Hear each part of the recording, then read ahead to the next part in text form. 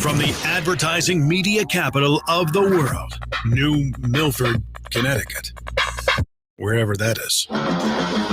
This is Mostly Automotive Marketing with Matt Wilson, a bi-weekly-ish podcast about all things automotive marketing. Now, here's your host, Matt Wilson. Hello, welcome to a Monday morning live episode of Mostly Automotive Marketing with Matt Wilson. As announcer guy said, bi-weekly-ish podcast all about marketing in the automotive industry, presented by Silverback Advertising, online at silverbackadvertising.com. I don't know, for those watching, you can tell, but I only have one arm. I sent it, as they say. Dude, I don't know if you know what send it means, but I sent it and I broke my collarbone. But that's not what we're here to talk about. We're here to talk about answering the question. So I started car shopping on Friday because I got one lease coming up in like 6 months, another lease coming up in about a year. And of course, used cars are hot right now. So I'm like, well, let me see what I can get for my current cars at the Nissan dealer. Maybe I'll get a couple new cars. So I start shopping on Friday. And the point here of this story is just a little reminder to us, the automotive folks, that we got to meet the customer where the customer wants to be met. And what that means is if a customer wants to chat and ask a question, you got to chat and give them the answer. Because my experience of shopping for a car on Friday afternoon online was not a great one. And I'm just going to share one thing from Friday with you. I was going to do it Friday, but my arm hurt like hell because I sent it. Google it if you don't know what sent it means, or send it. I may be using it wrong. I'm maybe not using it like the cool mountain bikers do. Maybe I'm using it in an incorrect, ironic mountain biker way. But I sent it and I broke my collarbone. But anyway, so I wanted to communicate with the dealership via chat, with a lot of people want to do. They don't want to get on the phone. They don't want to be sold. They don't want to, maybe they're at work. They can't be on the phone. They don't want to get a return phone call, so they decide to chat with you. So I decided to chat with a Chrysler dealership. I'm not going to name the dealership because I don't want to get them in trouble, but let's just say they're located in Hazelnut, New York. Okay, so I go to chat with them, and the chat provider, which I've identified, is irrelevant to the story. It doesn't matter what provider they were using. It matters how the dealer uses the technology. So the guy said, "Hey, this is Sam. Can I help you?" And I said, "Hey, Sam, got any Grand Cherokee L Laredos available to test drive? Got any Grand Cherokee L Laredos available to test drive?" He says, "Hey, my name is Sam. I'd be happy to help you with that." I already said, "Hey, Sam," but whatever. "What is the year of the Grand Cherokee you're looking to test drive?" And I'm like, okay, well, the Grand Cherokee L just came out like Wednesday. So I don't know if you need to ask me the year, but I said, "It's new." And he said, "May I have your name?" And I said, "Matt." "And your last name, please?" And I said, "Wilson." "What's the best phone number to contact you on?" "I prefer not to get any phone calls right now," I said. "I just want to know if you have any to test drive." And he said, "To schedule your appointment, I need both your email and phone number. Can you please give me your phone number?" I said, "Do you have a Grand Cherokee L Laredo available for test drive?" And he said, "Can I have your email and phone number?" I said, "Do you have the vehicle? I don't want to be contacted endlessly if you don't have the vehicle I'm looking to test drive." And then Sam, air quotes, obviously it's a chatbot, says, "Can you please provide your email?" Guys, all you got to do is answer the customer's question. "Yes, I have the vehicle." "Oh, okay. Well, now maybe I'll give you my phone number because now I want to come in. But I want to know, do you have the vehicle?" So he said, "Can you please provide your email?" And I said, "No." And he said, "I need your contact information to schedule your appointment. Can you please provide your contact details?" And I said, "No need to schedule an appointment if you don't have the vehicle." And I said, do you have the vehicle? And he goes, just to be sure, is this the vehicle? Then he sends me a link to a vehicle on their website that is not the Grand Cherokee L that I'm looking for. It's a Grand Cherokee Limited. A Grand Cherokee. I want the Grand Cherokee L. It's a different kind of car. It's a third row. So the chat bot clearly not informed. By the way, this car is in their inventory. I saw it in their inventory. He says, I can certainly have my team confirm the availability of the Grand Cherokee L for you. What's the best phone number and email to follow up with?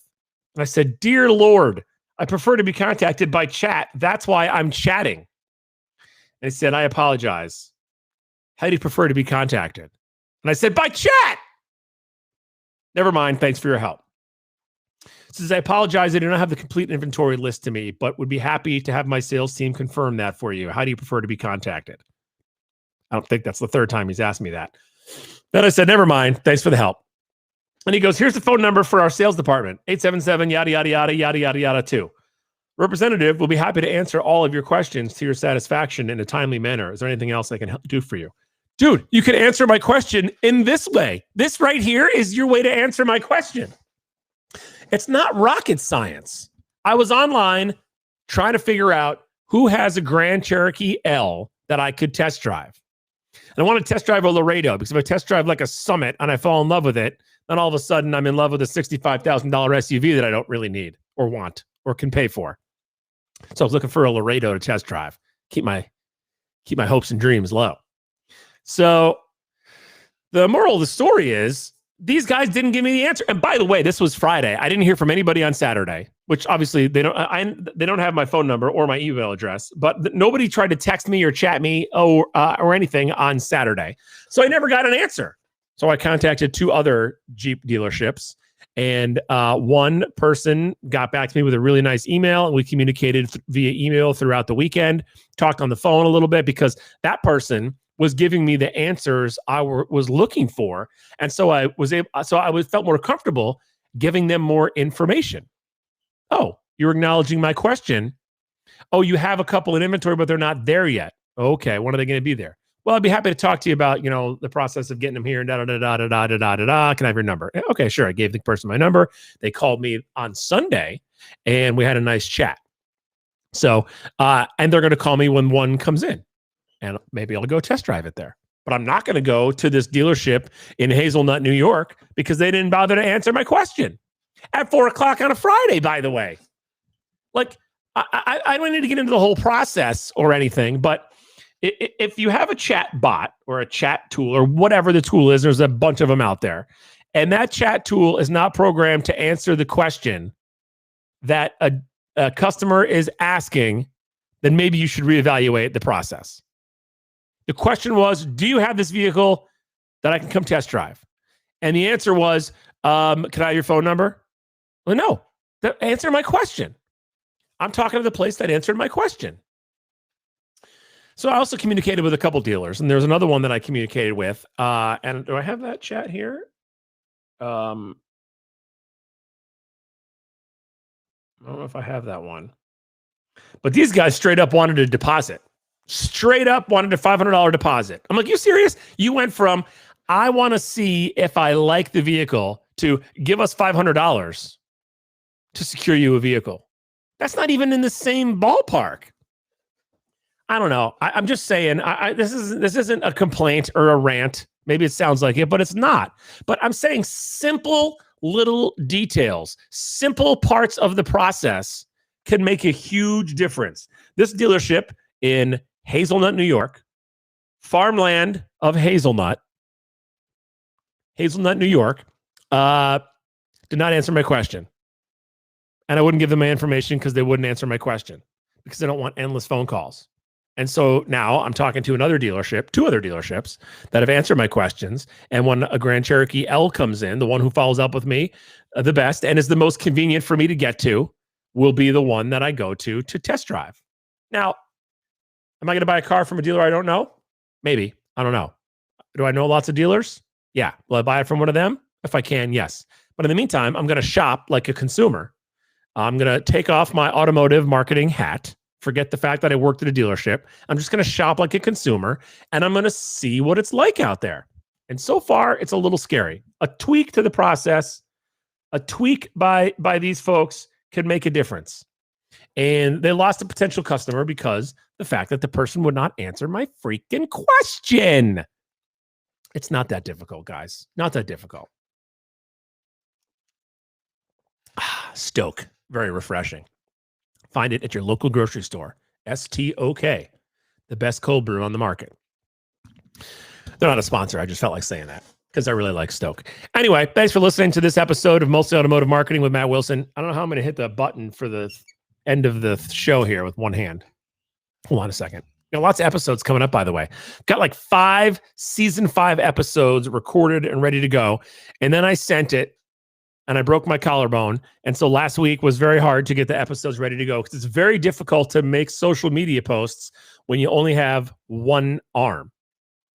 It's a hunt and peck, very slow, because when they teach you ASDF JKL semi home row in 5th grade keyboard class, I had 10 fingers. Now I only have 5. So it's very difficult. But we'll have we're going to get those episodes ready to go.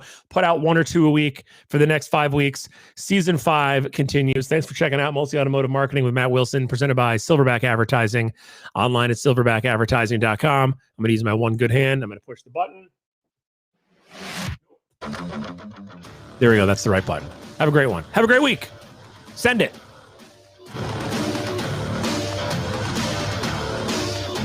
Mostly Automotive Marketing with Matt Wilson is brought to you by...